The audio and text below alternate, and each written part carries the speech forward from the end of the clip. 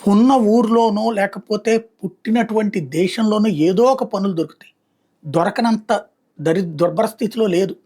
చివరికి స్విగ్గీ, జొమాటో డెలివరీలు ఇచ్చుకున్నా రోజుకి 500కి తక్కువ సంపాదించరు.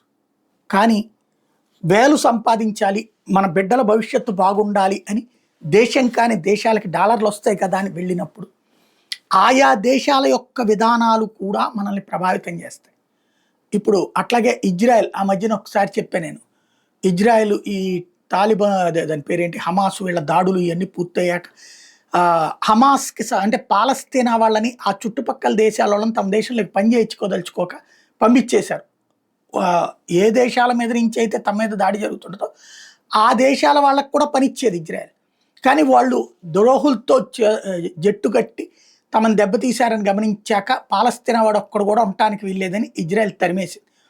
ఆ టైంలో ఆ పనులు చేయడానికి భారతదేశంలో ఇంటర్వ్యూలు పెట్టి మరి తీసుకెళ్ళింది దాదాపు 2-3 లక్షల మంది.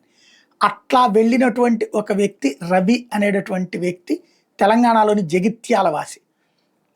తాజాగా ఇజ్రాయెల్ ఇరాన్ వార్ సందర్భంలో ఇరాన్ దాడులు చేస్తుందని చెప్పి కొన్ని ప్రాంతాల్లో ఉన్నటువంటి ప్రజల్ని బంకర్లలో ఉంచుతున్నారు అండర్ గ్రౌండ్. అలాగ బంకర్లకు వెళ్ళబడ్డాడు రవి కూడా. తాజాగా ఆ బంకర్లో ఉండగా రవికి గుండెపోటు వచ్చింది, అక్కడ మరణించారు అన్నటువంటిది తాజా సమాచారం. అంటే అక్కడ యుద్ధంలో మన వాళ్ళు ప్రాణాలు కోల్పోయిన పరిస్థితి.